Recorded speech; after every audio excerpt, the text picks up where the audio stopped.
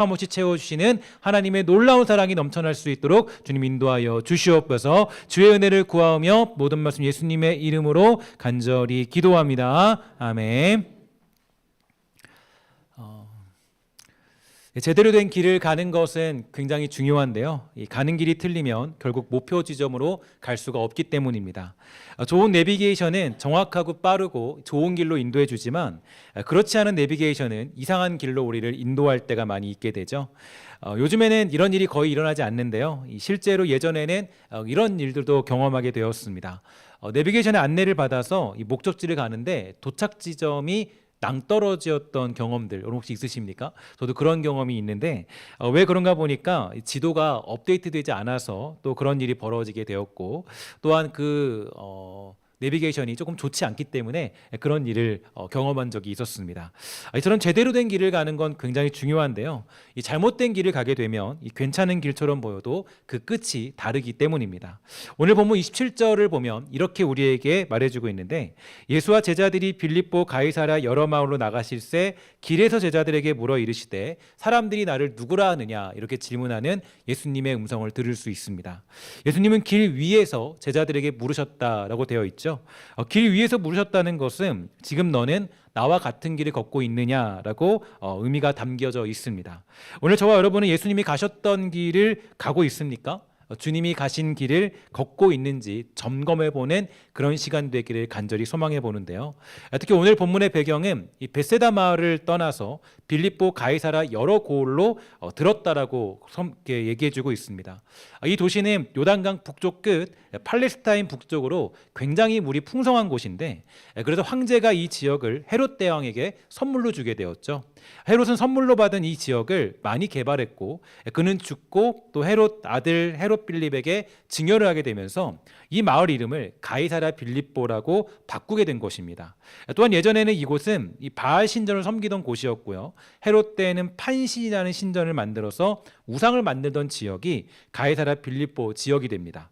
결국 이 도시는 로마 황제의 정신이 가장 잘 녹아져 있고 매우 잘 살던 곳이었다라는 것이 바로 빌립보 가이사랴 지역입니다. 그곳으로 들어가는 길 위에서 예수님은 제자들에게 두 가지의 질문을 던지시는데, 먼저 두 가지 질문은 이거죠. 사람들이 나를 누구라고 하느냐라고 질문하셨고, 너희는 나를 누구라고 하느냐라는 두 번째 질문을 던지시죠. 즉 주어진 인생길 위에서 우리는 이 두 가지 질문을 반드시 던져야 한다라는 것을 우리에게 가르쳐주고 있습니다. 세상이 말하는 예수님, 내가 고백하는 예수님, 그분은 과연 어떤 분이실까? 먼저 오늘 본문에서 베드로와 제자들은 첫 번째 질문에 대해서 다음과 같이 대답했습니다. 28절에 보면 제자들이 여짜와 이르되 세례 요한이라 하고 더러는 엘리야, 더러는 선지자 중에 선지자다 이렇게 얘기해주고 있죠. 당시의 사람들은 예수님을 세례 요한, 엘리야 혹은 선지자 중에 하나로 인식하고 있었습니다. 심지어 세례 요한을 죽인 후에 괴로움에 젖어있던 헤롯이 예수님에 대한 이적에 대한 소식을 들었을 때 그는 세례 요한이 자기를 심판하기 위해 부활한 것으로 생각할 정도였고, 이 당시의 유대인들은 예수님을 엘리야나 이 모세와 같은 선지자 정도로 인식하고 있었다라는 거겠죠. 그리고 이제 예수님은 그 질문에 이어서 두 번째 질문을 던지시는데요. 29절에 보면 이렇게 되어 있습니다. 우리 함께 다 같이 읽어보도록 하겠습니다. 또 물으시되 너희는 나를 누구라고 하느냐? 베드로가 대답하여 이르되 주는 그리스도시니이다 하매. 이 질문이 우리에게 주는 메시지가 굉장히 큰데요. 예수님의 신분에 대한 다른 사람들의 다양한 이해와 대조적으로 베드로는 예수님을 그리스도라고 고백하게 됐는데요. 이것은 무엇보다 올바른 칭호라는 것이 분명합니다. 베드로가 이러한 대답을 하고 있음은 어느 정도 예수님의 정체성을 이해하고 있다, 인식하고 있다라고 봐도 무방할 것입니다. 그러나 30절을 보면 예수님은 이 베드로의 고백에 대해서 다음과 같이 언급하십니다. 이에 자기의 일을 아무에게도 말하지 말라 경고하셨다라고 얘기해주고 있는데, 여기서 경고하시다라는 단어는 에페티메센이라는 단어를 사용하고 있습니다. 실상 이 말은 경고라기보다도 꾸짖다라고 해석하는 게 더 옳을 텐데요. 그러니까 이 단어가 마가복음에서 사용된 적을 보면 1장 25절에는 이렇게 사용됐죠. 예수께서 꾸짖어 이르시되 잠잠하고 사람에게서 나오라 하시니 라고 하면서 귀신을 제어할 때 이렇게 꾸짖다라고 얘기하셨고요. 3장 12절을 보면 예수께서 자기를 나타내지 말라고 많이 경고하셨다라고 얘기하는데, 사실 이것은 이 귀신들에게 함구를 명령할 때 사용했던 단어와 동일합니다. 그러니까 경고하셨다, 꾸짖다, 이 얘기에 사용된 이 단어는 귀신들을 쫓아낼 때, 귀신들에게 함구를 명령할 때 사용된 아주 강력한 단어라고 볼 수가 있는 거겠죠. 근데 뿐만 아니라 오늘 본문에서 예수님의 고난과 죽음을 만류하는 이 베드로를 꾸짖을 때도 똑같은 단어를 사용했다라는 것은 굉장히 충격적인 사실이 될 수밖에 없을 것입니다. 그러니까 우리가 잘 알고 있는 주든 그리스도시요 살아계신 하나님의 아들이십니다라는 베드로의 고백은 그만큼 잘못된 고백이었음을 성경은 말해주고 있는 건데요. 심지어 예수님은 자기의 일을 아무에게도 말하지 말라라고 하면서 베드로에게 경고하고 있습니다. 과연 예수님은 이 조금 괜찮은 고백, 그나마 세례 요한입니다, 아니면 뭐 선지자입니다, 이 고백보다는 조금 나은 고백을 들었던 예수님, 또 그 고백을 했던 베드로에게 왜 과연 그 고백이 퍼지는 것을 막으셨을까? 좀 괜찮고 그럴싸한 고백인데 왜 과연 그 고백이 퍼지는 것을 경고하셨을까요? 제가 어렸을 때 어떤 믿음이 유행했냐면 이런 믿음이 유행했습니다. 예수 이름으로 명하면 뭐든지 다 이루어지니까 무엇이든지 예수 이름으로 구하고 명령하면 다 이루어질 것이다. 그러니까 너도 예수 이름으로 구해라. 이런 얘기들이 많이 유행했는데, 심지어 강사 목사님이 이 얘기를 통해서 뭐라고 말씀하셨냐면 예수 이름으로 명하노니 살은 빠질 것이다, 이렇게 얘기했다는 거예요. 이렇게 보고 기도하라는 거예요. 살이 빠질 거라고. 또 뭐라 그러냐면 예수 이름으로 명하노니 얼굴은 이뻐질 것이다 라고 그렇게 명령 기도하라는 거예요. 이러면 이루어진다라는 거예요.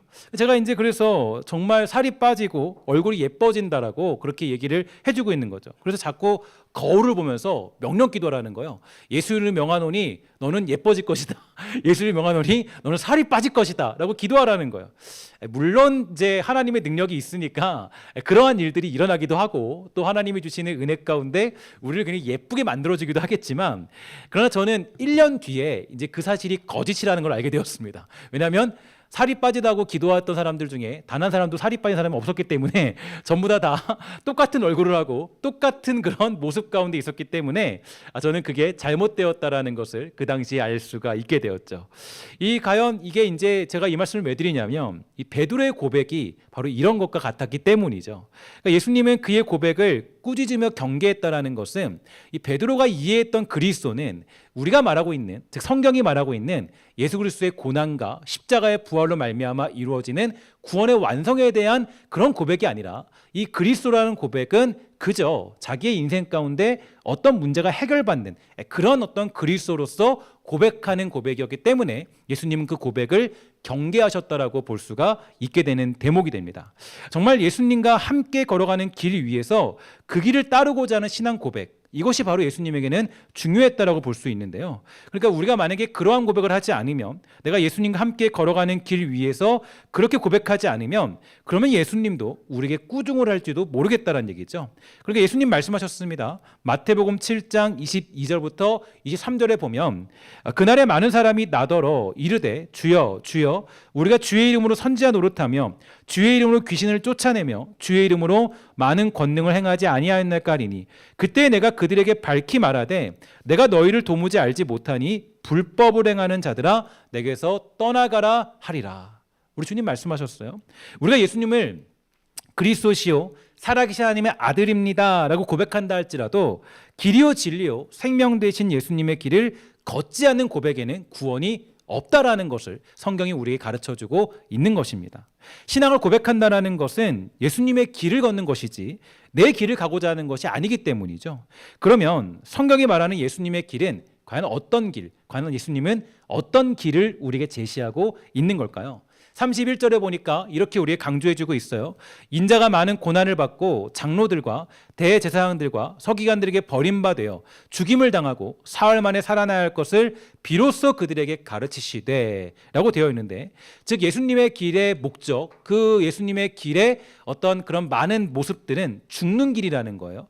고난을 당하는 길이라는 거예요. 지배하고 군림하는 것이 아니라 오히려 순환과 배척과 죽음을 당하고 부활을 통한 하나님의 구원을 이루는 것이 예수님의 걸어가실 길이었다는 겁니다. 그렇기 때문에 우리는 다른 길을 갈 수가 없습니다. 예수를 믿는 길은 대부분 이 땅에서 순환과 배척과 죽음을 당하되 이 부활을 통한 그분의 영광을 드러내는 길로 가는 것이고, 그 길이야말로 진리요 생명으로 가는 길이 되기 때문입니다. 그런데 이러한 내용을 들은 베드로와 제자들은 어떤 반응을 보이냐면 우리와 비슷한 모습을 보이는데요. 32절에 보니까 이렇게 얘기해주고 있죠. 드러내놓고 이 말씀을 하시니 베드로가 예수를 붙들고 항변하였다라고 그렇게 얘기해주고 있어요. 그러니까 제자들은 예수님이 가고자 하는 길을 비난하고 있습니다. 예수님 그 길 아니거든요. 그 길 가시면 안 돼요. 순환의 길이나 고난의 길은 저에게 말도 꺼내지 마세요. 그렇게 항변하고 있는 거예요. 그 십자가에 달려 죽는 무력해 보이는 메시아를 받아들일 수 없었다라는 건데요. 그들이 생각하는 예수님은 로마를 정복하고 또한 흩어진 유대인들을 불러 모아서 세상적인 왕국을 세울 그런 존재였습니다. 그러니까 예수님이 순환을 당하고 십자가에 달려 죽는 일은 자기의 계획에서는 없는 일이었죠. 그러니까 베드로나 제자들의 생각으로는 예수님이 그러한 길을 걸어가는 자체가 말이 안 되는 것이고, 그 길을 걸어가는 것이 이해를 할 수 없는 부분이 여기에 있습니다. 그래서 예수님이 순환을 당하고 십자가에 달려 죽는 일은 베드로의 계획 가운데는 찾아볼 수가 없던 거예요. 사도 바울은 십자가의 고난이 헬라인에게는 어리석은 것이고 유대인에게는 거리끼는 것이라고 말했지만, 베드로는 아직 영적으로 깨어있지 못했기 때문에 이 일로 예수님을 비난하는 행동을 하게 된 것입니다. 더군다나 예수를 붙들고 뭐라고 어떻게 했다 그래요? 항변했다라고 얘기해주고 있는데요. 쉬운 말로 예수님의 멱살을 잡고 흔들 정도로 아주 강력하게 반항했고 원망했다는 것을 의미해주고 있습니다. 분명히 베드로는 예수님의 제자이기에 예수님이 명령하신 길을 가는 게 맞습니다. 제자는 스승의 길을 따르는 거죠. 제자가 스승보다 앞설 수 없어요. 그러니까 베드로는 당연히 예수님이 어떤 길을 명령해도 거기에 항변할 수 없고, 멱살을 잡는 것은 더욱더 있을 수 없는 일이지만, 베드로가 지금 이 주는 그리스도시요 살아계신 하나님의 아들임다라고 고백했고, 또 이런 어떤 그의 어떤 모습 가운데 있는 예수님에 대한 계획과 자신의 비전으로는 절대로 예수님이 가시는 길을 받아들일 수 없었기 때문에 예수님의 멱살을 잡고 흔드는 정도까지 가게 되었다는 것을 볼 수가 있는 것입니다. 베드로는 예수님의 제자이기 때문에 예수님이 명령하신 길을 가야 되겠죠. 예수님은 그들을 사람 낚는 어부로 불렀고 스승의 명령을 따라 그물을 내리는 게 맞습니다.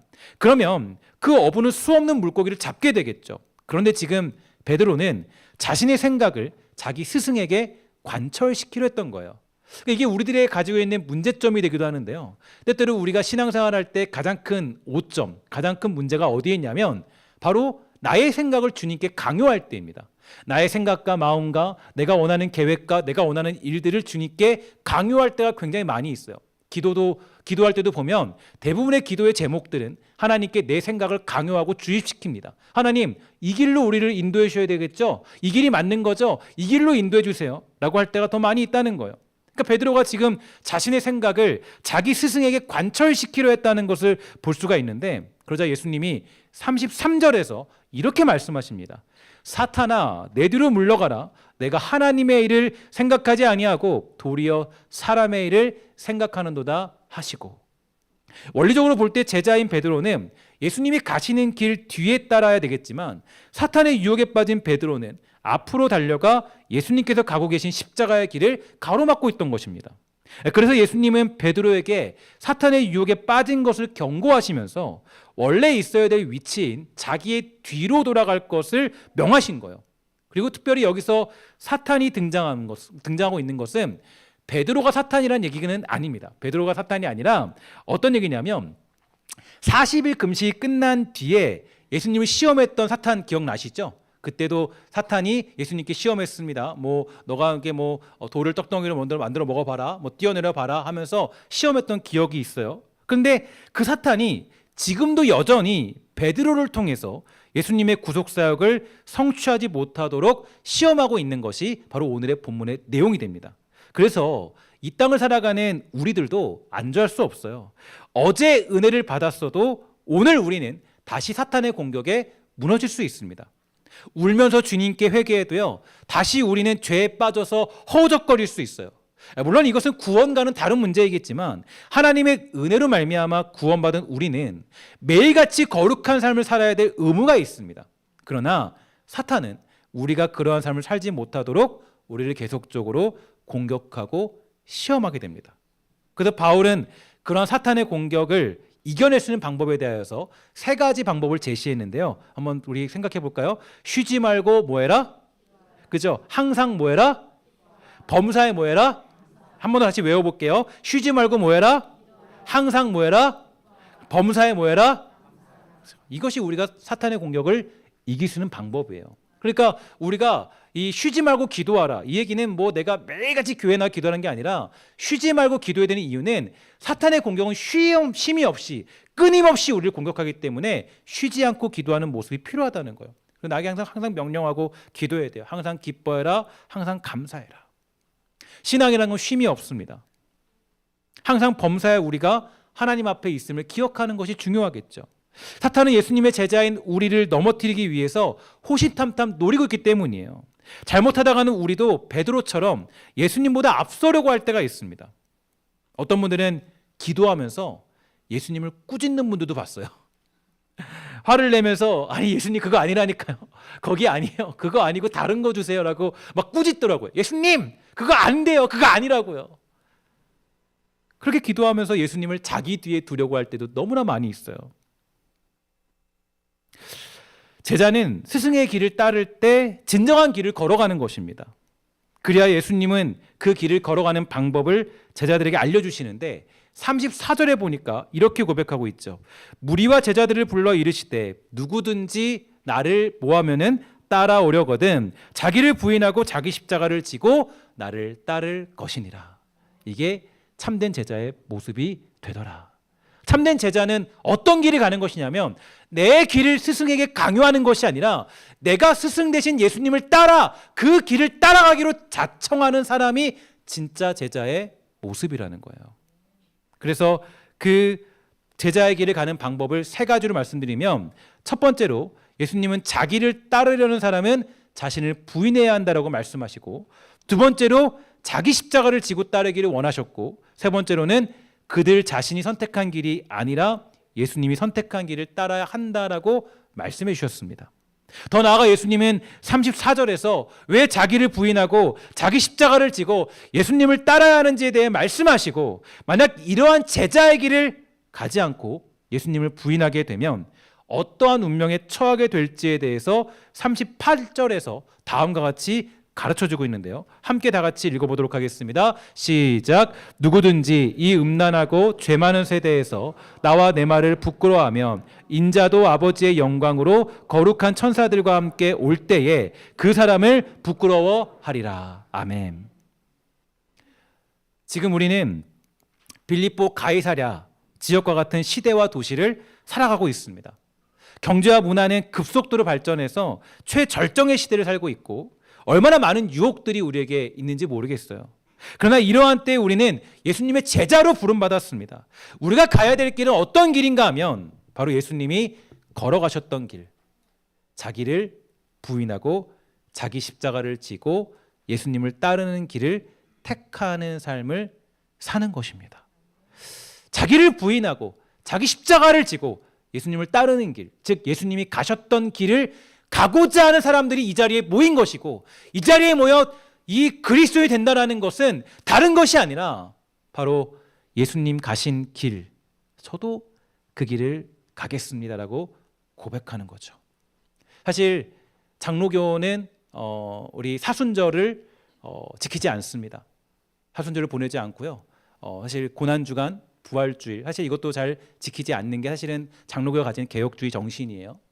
근데 이 사순절이라는 것을 보내는 많은 이유 중에 보면 예수님의 고난에 동참하기 위해서 보낸다고 얘기하죠. 금식을 하고 여러 가지 것들을 하게 됩니다. 사실은 그 금식이 중요한 것은 아니에요. 만약에 이것을 사순절로 지킨다면, 굳이 우리가 지켜야 한다면, 이것을 지키게 된다면 우리가 해야 될 일은 무엇이냐면 이 고민이에요. 한 달 동안 해야 될 고민은 지금 나는 예수를 믿고 있는데 지금 나는 예수님을 무엇이라고 고백하고 있는가? 나는 지금 예수님을 어떻게 고백하고 있고, 나는 지금 예수님의 길을 따르기 위해서 그것을 위해 기도하고 그것을 위해 신앙생활을 감당하고 있는가? 이 질문을 매일같이 던지는 게 예수님의 고난을 맞이하는 때입니다. 이게 바로 우리가 지금 이때를 보내는 방법이 되기도 하는 것입니다. 우리가 이 길을 걷지 않으면 주님은 우리가 이 제자의 길을 걸을 수밖에 없도록 인도하시겠죠. 우리는 부름받고 택한 백성이기 때문에 분명히 우리를 그 예수님의 제자된 길로 인도하신 건 분명해요. 그것을 우리는 성도의 견인, 성도의 성화라고 부르는 것인데, 인생에서 고난을 만나고 아픔을 만나고 또한 여러 가지 문제와 상황 속에 처하는 것은 우리들이 베드로와 같은 실수와 문제 속에서 갇혀있기 때문입니다. 그래서 때로는 인생을 통하여서 여러 과정을 통하여 주님이 우리를 꾸짖기도 하시고 우리를 유혹하는 사탄을 물리치기도 하시는 거예요. 주님은 우리가 예수님이 걸어가셨던 길을 걷도록 하시며 우리를 그 길로 인도하실 것입니다. 물론 힘들고 어렵지만, 이 길이 두려울 때도 있겠지만 주님께서 함께 하시기 때문에 우리는 주님 가시는 길이 두렵지 않은 줄 믿습니다. 다만 내가 할 수 있다면 이러한 사실을 깨달은 우리가 이 제자의 길을 걷기 위해 스스로 엎드려 은혜를 구한다면 조금 더 기쁜 마음으로 예수님의 제자된 길을 걸을 수 있지 않겠습니까? 예레미야가 3장 40절입니다. 우리 함께 다 같이 읽어보도록 하겠습니다. 시작. 우리가 스스로 우리의 행위들을 조사하고 여호와께로 돌아가자. 아멘. 다니엘 10장 12절입니다. 함께 읽습니다. 시작. 그가 내게 이르되 다니엘아 두려워하지 말라. 내가 깨달으려 하여 내 하나님 앞에 스스로 겸비하게 하기로 결심하던 첫날부터 내 말이 응답받았으므로 내가 내 말로 말미암아 왔느니라. 아멘. 분명히 우리 주님이 택하신 자들 모두를 예수님의 제자로 만들어 가실 것이지만 그것이 대부분의 경우 완전히 이루어지는 때는 내가 죽을 때쯤, 아니면 내가 10년, 20년이 지난 후에야 알게 되지만, 만약 내가 주의 말씀을 매일같이 읽고 묵상하면서 주님이 가신 길이 어딘지 알고 그 길에 엎드려 스스로 겸비하는 인생을 살아가게 된다면 우리는 더 큰 기쁨을 누리면서 그 제자된 길을 걸어갈 수 있기 때문에, 할 수만 있다면 성경은 얘기하기를 너가 스스로 겸비하여 스스로 엎드려 자기를 부인하고 자기 십자가를 지고 예수님을 따라야 될 것을 우리에게 강조해주고 있는 것입니다. 사랑하는 여러분, 축복하는 것은 우리 모두가 억지로 끌려가서 억지로 죽게 끌려가 주의 제자가 되는 것이 아니라 스스로 엎드려 예수님이 가신 길 저도 걷겠습니다, 저도 그 길 위에 서 있습니다라고 고백할 줄 아는 믿음의 사람 다 되기를 주의 이름으로 간절히 부탁을 드리겠습니다. 사랑하는 여러분, 예수 믿고 제자로 부름받아 살아가는 여러분들의 꿈은 무엇입니까? 나의 꿈은 어디에 있습니까? 저는 이 설교를 준비하면서 주님이 나에게 이렇게 묻는 것 같았어요. 대희야, 너의 꿈은 뭐니? 너는 목회를 통해서 또 설교하면서 말씀을 전하면서 너는 어떤 꿈을 이루고 싶니? 너 교회가 커지는 게 목표야? 너 아니면 대단한 교회를 세우는 게 목표야? 우리 주님은 다윗에게 얘기했죠. 뭐라 그랬습니까? 너가 성전 지으려고 그러는데 그거 나 필요 없다. 나에게 필요한 것은 너가 제사나 똑바로 드리고 예배나 잘 드리면 좋겠어. 주님 말씀하셨어요. 주님 저에게 묻는 것 같았어요.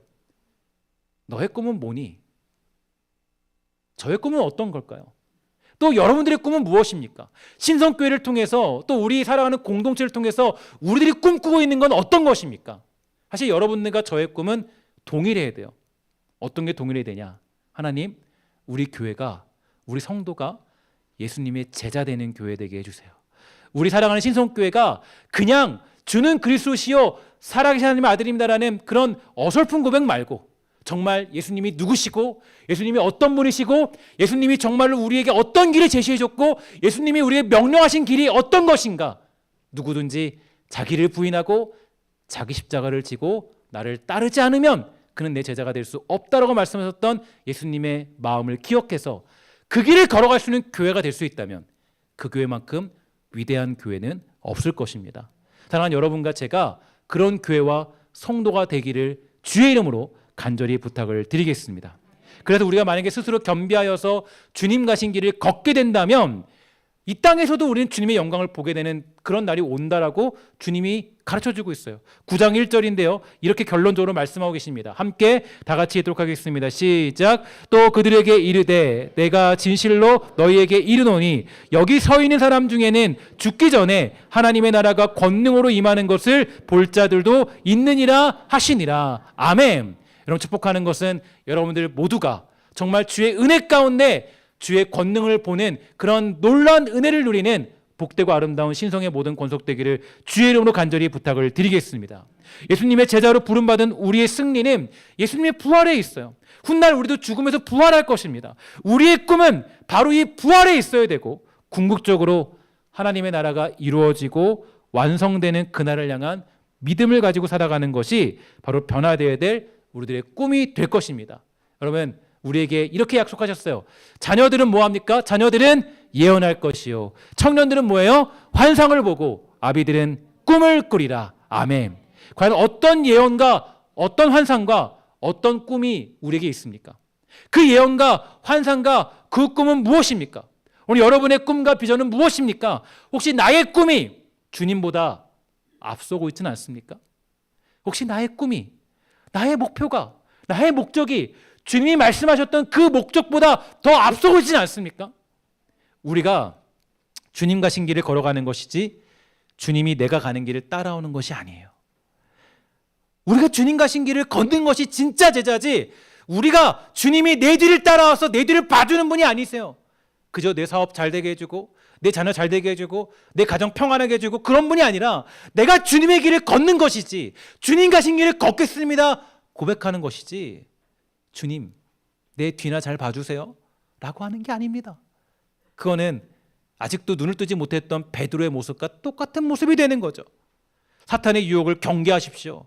악한 자는 우리가 예수님이 말씀하신 비전과 그 목표와 약속이 아닌 다른 꿈을 가지고 살아가도록 만듭니다. 악한 자는 예수님이 말씀하신 그 제자됨을 꿈꾸지 않게 만들고, 악한 자는 여러분들이 다른 꿈을 꾸게 만들어요.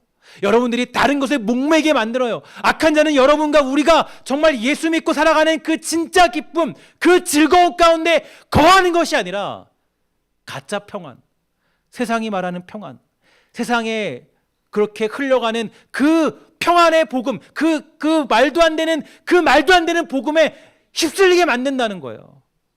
여러분, 오늘 이 자리에 모인 우리 모두의 꿈이 진정한 부활의 승리로 변화되는 그날을 사모할 줄 아는 복되고 아름다운 진짜 성도가 다 되시기를 주의 이름으로 간절히 소망합니다. 여러분, 우리가 그 기도할 때, 함께 우리가 정말 함께 나누면서 살아갈 때 우리 신성교회가 무엇보다 예수님의 제자로 살아가는 교회 되기를 주의 이름으로 간절히 소망합니다. 기도하겠습니다. 사랑의 아버지 하나님, 감사합니다. 우리를 인도하여 주셔서 우리가 오늘 이 자리에 모여 함께